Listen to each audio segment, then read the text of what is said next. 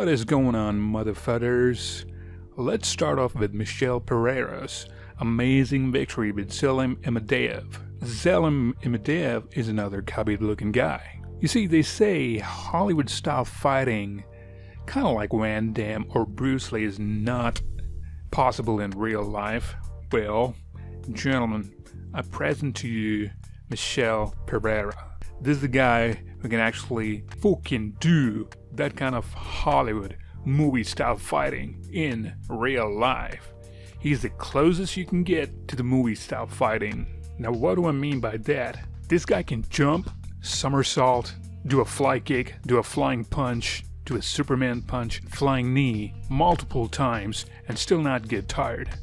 Usually people, when they do this kind of stuff, they gas out pretty easily, but this guy has an insane amount of energy which he carries till the end of the match, which actually kind of makes it unique and interesting compared to the other fighters, because he doesn't just keep the fight standing, but also he goes up in the air a lot, if you know what I'm talking about. And he also does this occasional teasing, which is kind of funny, but at the same time a bit dangerous. I mean, when you do that kind of stuff and you come out okay, then you look like a hero.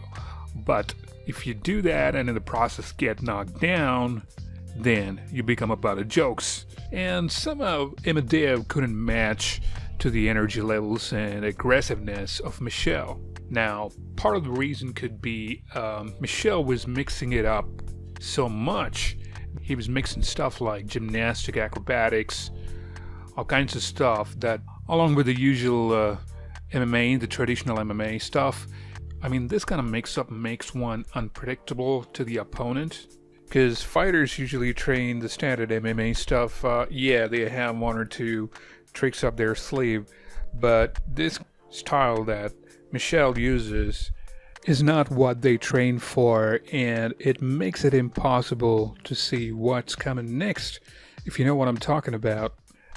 I mean, Michel is not only entertaining as a fighter, but also he makes you laugh by the way he mocks his opponents during the fight, and these attributes of his might make him Dana White's new favorite.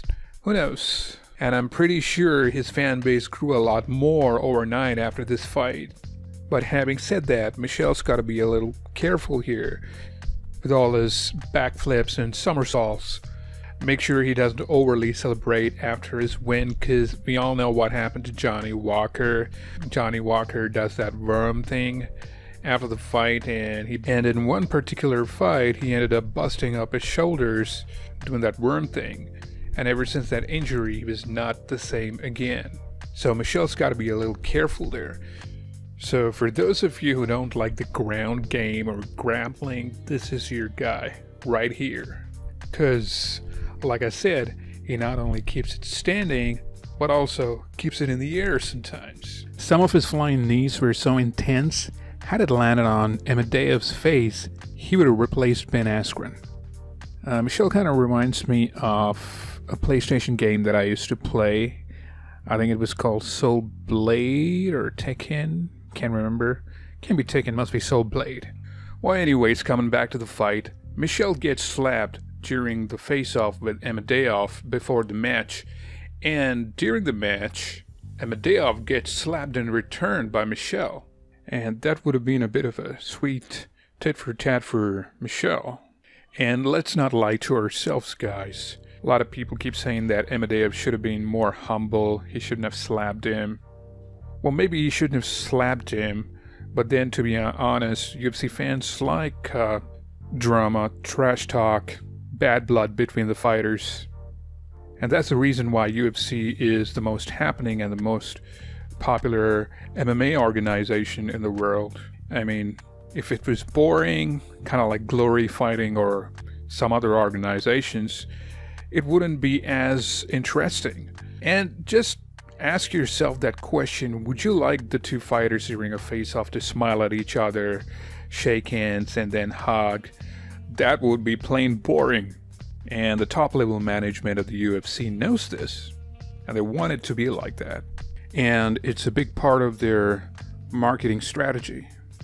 And in the end, Michel did a suplex on Imadaev, got him on the ground, choked him, and won the match. And now moving on to Alistair Horsemeat Overeem. I've been following Alistair before he entered the UFC since his kickboxing days. My favorite fight of his was that against Badar Hari. There was this match and rematch, so all you casuals out there, go check out that match, Alistair versus Badar Hari. It's awesome. It's out there on YouTube somewhere, so go check it out. And wait a minute, not now, after you finish this video, of course. Now, why am I telling you this? Because Alistair needs a bit more respect from the MMA community. That is why. He's been doing MMA for the past 23 odd years, and guys, honestly, it's not that easy to survive that long for a lot of people in MMA, trust me. A big part of surviving in the MMA game is the injuries. A lot of people can't cope up with the injuries. Some of them have this big career-ending injuries, and their whole fighting lifestyle comes to an end, an abrupt end. And for someone like Alistair to survive that long, it's not a joke. And why am I telling you all this? Ngannou comes along, knocks him down. Alistair Overeem becomes a butt of jokes in the MMA community. People keep saying he has a weak chin, he has a glass chin, without even realizing what an amazing career he had. He's almost 40, 41 now, and he beat the ass off Sakai, who's much younger to him. So Alistair could be still dangerous at 40. Not only did he win against Sakai, but also he broke his ribs. Sakai said in the second round, I was hit with a knee that dislocated 2 of my ribs. When he took me down, he hit me with an elbow that broke 2 more. So I was without 4 ribs, so to speak. That got in the way a lot. I could not defend takedowns. I could not show my ground game. I could not defend myself very well. Kudos to him. These were his words, Sakai's words. And Overeem's ground and pound looks better than ever. Maybe him teaming up with Curtis Blades probably helped him there, but you don't know. It kind of looks like he's still evolving, learning at 40, which doesn't seem to be the case with other 40-year-old veterans. And mind you, he's the type of guy who could actually last 5 rounds without getting gassed out. I mean, his match with Rosenstrike, go and watch that match if you haven't already. I swear to God, he was so close to winning that match. He just got a little careless at the end, and he got knocked out, and the ref stopped the match because he had his lip hanging out of his mouth. His match with Ngannou was a setback, but I'm really happy for Alistair, like how he made a comeback in the last 2 matches. And don't you guys dare forget, the secret to his success is, above all, horse beef. Signing out, and see you guys later.